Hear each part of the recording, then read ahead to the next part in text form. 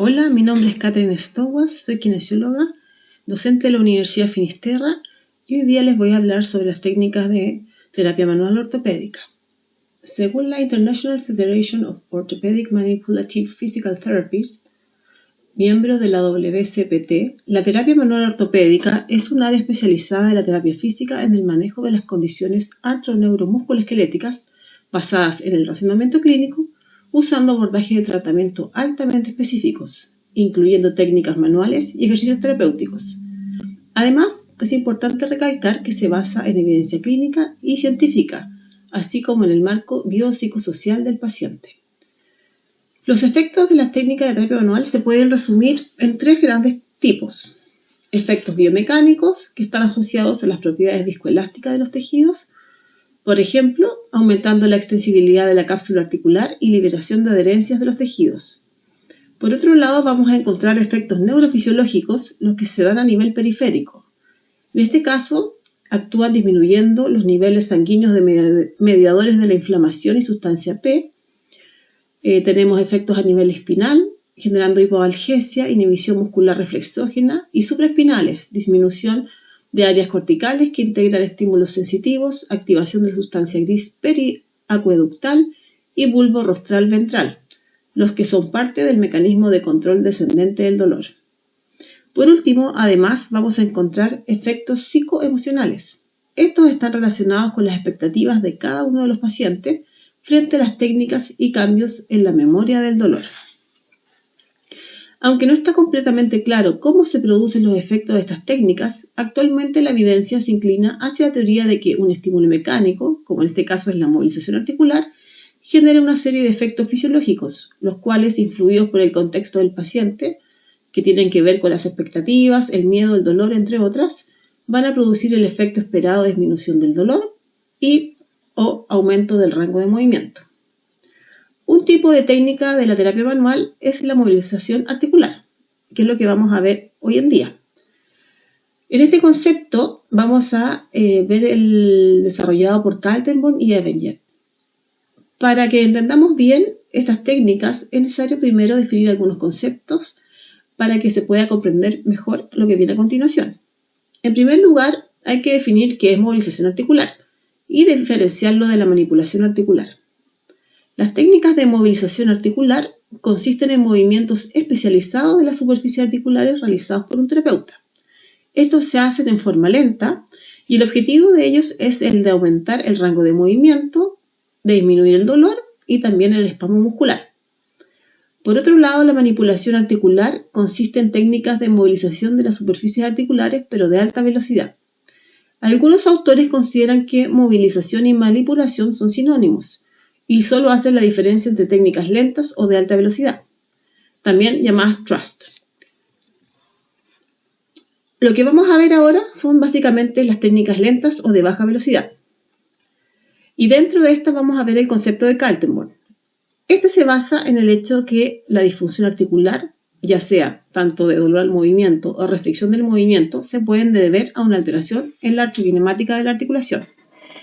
Los movimientos artrokinemáticos son los movimientos de los huesos en el espacio. Estos son involuntarios. Los movimientos artrokinemáticos, en cambio, son movimientos involuntarios que se producen en las superficies articulares asociadas al movimiento osteokinemático. Debido a que la irregularidad de las superficies articulares que provoca que no sean totalmente congruentes. Si algún movimiento artrokinemático está limitado, el movimiento osteokinemático no podrá ocurrir normalmente. Recordemos que los tres movimientos artrokinemáticos son rodar, deslizar y spin. Cuando el movimiento es en superficies curvas, que no son perfectamente congruentes, los movimientos artrokinemáticos se producen en forma combinada, variando en proporción en las distintas articulaciones. A mayor congruencia de la articulación, se produce más deslizar que rodar. Por el contrario, si la articulación es menos congruente, se produce mayor rodar. Puede ser una superficie cóncava sobre una convexa o viceversa. La dirección del rodar siempre es en el mismo sentido que el movimiento osteokinemático, independiente de que se mueva la parte cóncava o convexa de la articulación. La dirección del deslizar depende de la regla cóncavo-convexo, donde depende si la superficie articular que se mueve es cóncava o convexa. Si el hueso que se mueve tiene la carilla articular cóncava, la dirección del deslizar es en la misma dirección que el movimiento del hueso. En cambio, si la superficie articular del hueso que se mueve es convexa, la dirección del deslizar será opuesta al movimiento del hueso. Cuando el movimiento electrokinemático se ve alterado, por ejemplo, puede ser por adherencias capsulares u otros, se va a afectar el movimiento electrokinemático, lo que se manifiesta como limitación del movimiento o dolor debido al contacto normal de las superficies articulares. Los movimientos artrokinemáticos llamados de juego articular no son fisiológicos, es decir, no se producen normalmente asociados al movimiento electrokinemático, como son el rodar, el deslizar y el spin que ya vimos, sino que se producen debido a la aplicación de una fuerza externa, que en este caso la realiza el terapeuta. Son movimientos de traslación, es decir, son movimientos que son lineales al hueso, y se caracterizan porque todos los puntos se mueven en línea recta, en el mismo sentido, y a igual distancia y a la misma velocidad. Estos movimientos que son rectilíneos pueden ser perpendiculares o paralelos al plano de tratamiento. Es importante recalcar que el plano de tratamiento del Kaltenborn pasa por la articulación y es perpendicular a una línea que va desde el eje de rotación, en la parte convexa de la articulación, al centro de las carillas en contacto. Es así que se puede decir que el plano de tratamiento está en la superficie cóncava y se mueve con ella. El plano de tratamiento determina la dirección de los movimientos del juego articular. Durante la aplicación de las técnicas de movilización, es muy importante que tengan claro que dónde está el plano de tratamiento, porque en esa forma podemos hacer los movimientos de deslizamiento y tracción en la dirección correcta. Si el deslizamiento no se realiza paralelo al plano de tratamiento, se puede producir un pinzamiento en la articulación y esto puede provocar dolor en el paciente. Ahora, los movimientos de juego articular que nosotros vamos a utilizar como parte del tratamiento en los pacientes van a ser los de tracción y los de deslizamiento. Durante la técnica de tracción, el movimiento traslatorio que vamos a realizar en el hueso va a ser perpendicular al plano de tratamiento y esto va a generar una separación de las carillas articulares. Por otro lado, la técnica de deslizamiento va a generar un movimiento traslatorio del hueso que va a ser paralelo al plano de tratamiento. Dentro de los efectos que se ha visto que tienen estas técnicas de movilización articular, vamos a tener tres grandes efectos. Primero, el de disminuir el dolor, después disminuir el espasmo reflejo y finalmente aumentar la movilidad en articulaciones que están hipomóviles. Dentro de los efectos se ha visto que se dividen en neurofisiológicos, donde lo que se va a generar es una estimulación de los mecanoceptores presentes en los tejidos articulares, también una disminución del espasmo muscular que está asociado al dolor articular, ya que esto va a generar una inhibición de tipo reflexógena, y finalmente también el efecto neurofisiológico que va a tener es gracias al aumento de la conciencia de la posición y del movimiento articular. Por otra parte, vamos a encontrar efectos de tipo mecánico, ya que al generar este tipo de técnicas vamos a estirar el tejido periarticular, tanto de cápsula como de ligamentos, y esto va a permitir el aumento de rango de movimiento. Finalmente, también se le adjudican efectos de tipo nutricionales, ya que vamos a favorecer el movimiento del líquido sinovial y también la mejora en el intercambio de nutrientes. Por lo tanto, según lo que ya hemos visto, las técnicas de movilización articular van a estar indicadas en casos de pacientes que presenten dolor articular, restricción del movimiento y también en aquellos que presenten espasmo de tipo muscular. La tracción, tal como se explicó anteriormente, es un movimiento perpendicular al plano de tratamiento que produce, como ya dije, una separación de las carillas articulares. Este tipo de técnica se puede usar con el objetivo de disminuir el dolor, disminuir el espasmo muscular o también aumentar la movilidad de las articulaciones. El efecto de la técnica va a depender si la aplicamos en forma oscilatoria, es decir, hacemos tracciones repetidas en forma rítmica o sostenida, es decir, mantenemos una tracción permanente mantenida en el tiempo. Para efectos analgésicos vamos a utilizar la tracción oscilatoria, es decir, con movimientos rítmicos en forma repetitiva. Y en el caso que queramos aumentar el rango de movimiento del paciente, donde encontremos una articulación que esté hipomóvil, vamos a utilizar la tracción de forma mantenida. Kaltenborn definió tres grados de tracción. El grado 1 o el de soltar es aquel que no va a generar una separación de las carillas articulares. Solamente lo que va a generar es una disminución de la presión entre ellas. Una correcta tomada de los pares articulares ya va a generar por sí sola un grado de tracción grado 1. Y este además se utiliza normalmente para generar un deslizamiento. Siempre previo al deslizamiento es importante que realicemos una tracción grado 1 para no generar roce sobre las caras articulares. Después tenemos el grado 2, que es el de tensar o quitar el slack, donde la tracción o la fuerza de tracción que vamos a generar va a separar las carillas articulares y va a tensar la cápsula debido al estiramiento de las fibras que ya no se encontraban laxas. El terapeuta va a sentir que la tensión del tejido, ¿cierto?, va a ser hasta una primera barrera. No va a haber un estiramiento real del tejido conectivo que rodea la articulación, sino que solamente vamos a quitar el slack en esa articulación. Por último, vamos a tener el grado 3 o el de estirar, donde ahora sí la tracción que genera el terapeuta va a generar un real estiramiento del tejido conectivo de la articulación y en este caso debemos ir más allá de la barrera. Desde el punto que sentamos que ya hay restricción, tenemos que ir un poco más allá para generar una real elongación de los tejidos y poder favorecer el rango de movimiento. Por su parte, el deslizamiento se realiza en forma paralela al plano de tratamiento y, como ya dijimos, tiene como objetivo mejorar la movilidad articular. El deslizamiento, a diferencia de la tracción, siempre se hace en grado 3 o estiramiento máximo y, como ya dije, siempre debe ir asociado a una tracción inicial grado 1 para que no exista presión entre las carillas articulares. Al momento de decidir hacia qué dirección vamos a realizar el deslizamiento, vamos a tener dos métodos para elegir. El primero es el método directo o test de deslizamiento, donde lo que vamos a hacer es evaluar el juego articular del paciente.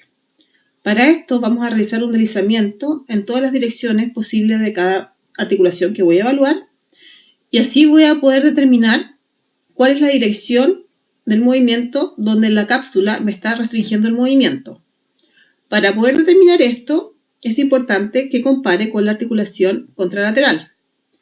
Este test directo, la verdad es que es bastante difícil cuando uno parte con las técnicas porque necesita de mucha sensibilidad por parte del terapeuta. Y por lo mismo, existe un test que es de tipo indirecto y es el que utiliza la regla cóncavo-convexo. Este test lo que realiza es determinar el deslizamiento que se va a realizar dependiendo si la superficie que se mueve es cóncava o convexa.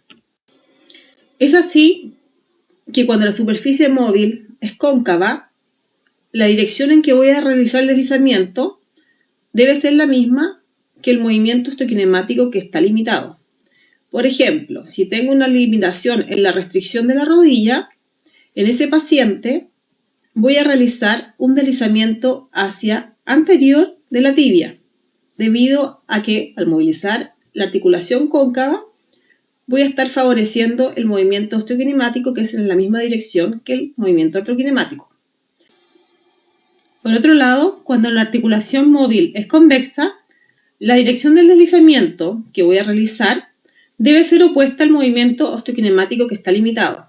En este caso, por ejemplo, si tengo una restricción, como vimos antes, en la extensión de la rodilla, y ahora lo que quiero movilizar ya no es la superficie cóncava, sino la convexa, en este caso el fémur, voy a tener que realizar un movimiento que es inverso o opuesto al movimiento osteokinemático.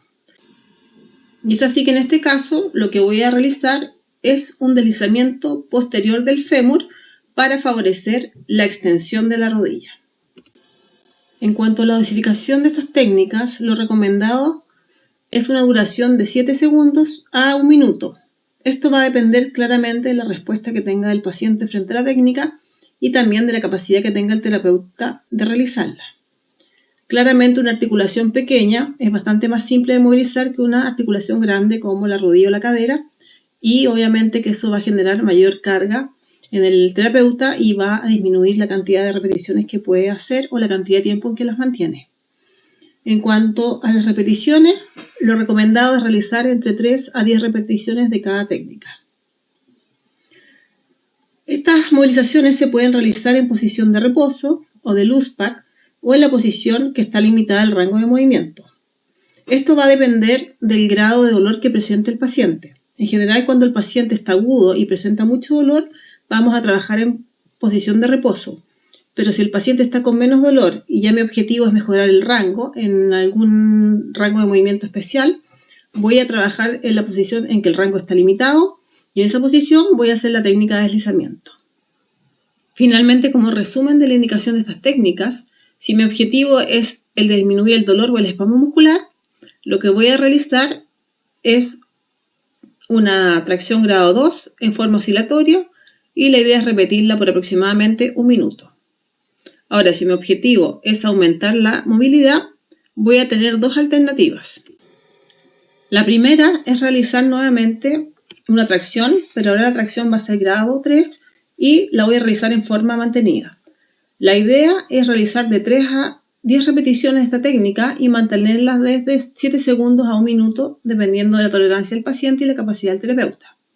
Finalmente, la otra alternativa que tengo para aumentar la movilidad, y en este caso la voy a utilizar cuando el rango de movimiento que quiero aumentar es específico, voy a realizar un deslizamiento grado 3, que siempre, como dije antes, tiene que estar asociado a la tracción grado 1. Esto lo voy a hacer, este deslizamiento, en forma mantenida o sostenida, y acá la dosificación va a ser de 3 a 10 repeticiones, las cuales las voy a mantener por un periodo aproximado de 7 segundos a 1 minuto. Con esto me despido. Espero que este podcast sea de utilidad para ustedes, que les sirva para complementar el estudio y afianzar los contenidos que tienen sobre la materia. Vamos a estar realizando nuevos podcasts para los contenidos que vienen y espero que de verdad sea un material de apoyo para el aprendizaje de todos ustedes. Por lo mismo, espero que la mayor cantidad de alumnos lo pueda escuchar, que difundan que existe este material, que puede ser de utilidad para el estudio de ustedes y que ojalá nos den el feedback con respecto a cómo les pareció el tema del podcast, si les resultó, si les gustó para el estudio y así poder ir mejorando el material que les estamos entregando.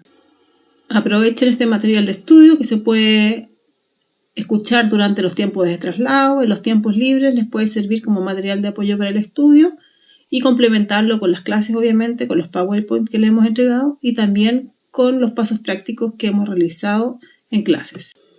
Nos vemos y ojalá nos podamos encontrar en un próximo capítulo de los podcasts de Kine Músculo Esquelético 1. ¡Chao!